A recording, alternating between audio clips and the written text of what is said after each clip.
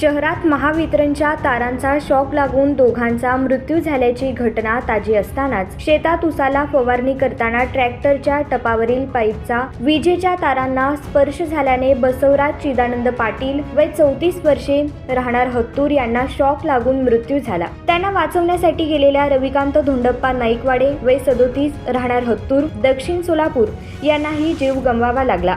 तर या दोघांना वाचवण्यासाठी गेलेले महेश बनसिद्ध हविनाळे वय 45 हे जखमी झाले आहेत। ही घटना हत्तूरमध्ये गुरुवारी दुपारी 2 वाजण्याच्या सुमारास घडली। ट्रॅक्टरच्या टपावर थोडे उंच पाईप होते। शेतमालक बसवराज पाटील हे ट्रॅक्टर चालवत होते तर रविकांत परिसरात होते तेव्हा ही घटना घडली। या घटनेनंतर नातेवाईकांनी विजेचा प्रवाह खंडित करून त्यांना लगेच उपचारासाठी येथील हॉस्पिटलमध्ये दाखल केले, पण डॉक्टरांनी बसवराज आणि रविकांत यांना मृत घोषित केले। तर महेश यांच्यावर उपचार सुरू आहेत।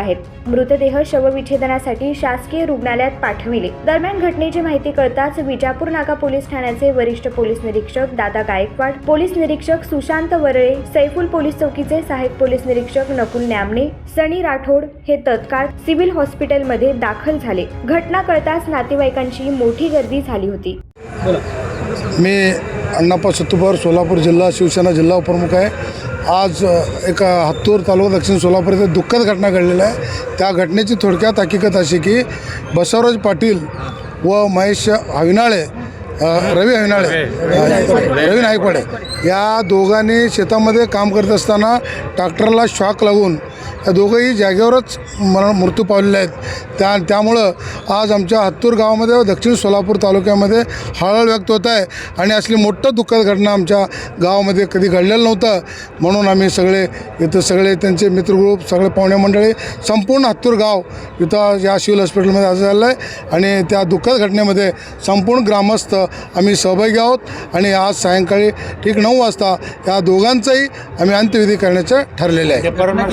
आणि दुसरी गोष्ट म्हणजे विशेषतः म्हणजे आम्हाला या कामासाठी विजापूर नाका पोलीस स्टेशनचे वरिष्ठ पोलीस निरीक्षक माननीय दादासाहेब गायकवाड साहेब, त्याचबरोबर दुसरे PI वराळे साहेब, त्याचबरोबर नामणे साहेब या सर्व म्हणजे अधिकारी, कर्मचारी, पोलीस कर्मचारी सगळ्यांचा आम्हाला मोठं सहकार मागाही लाभत आलं, आताही आजही लाभलं आहे।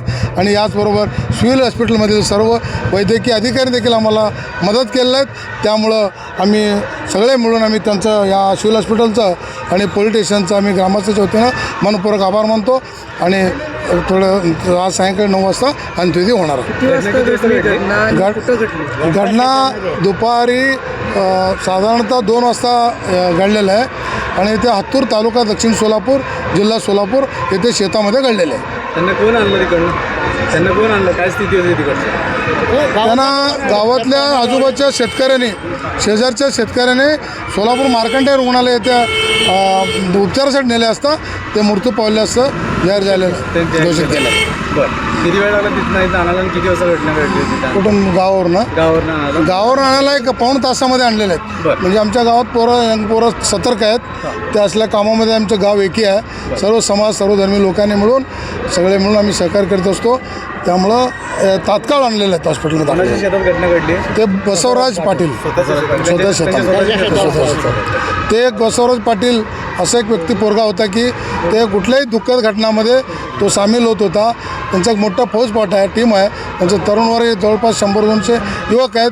त्यामुळं आज इथं सिव्हिल हॉस्पिटलमध्ये हजारो युवक त्यांच्यासाठी दुःखामध्ये सहभागी झालेले आहेत। नाईकवाडे हे कामगार होते का? कामगार। आणि पाटील कोण होते? ते मालक मालकाचा आणि कामगाराचा असं आहे।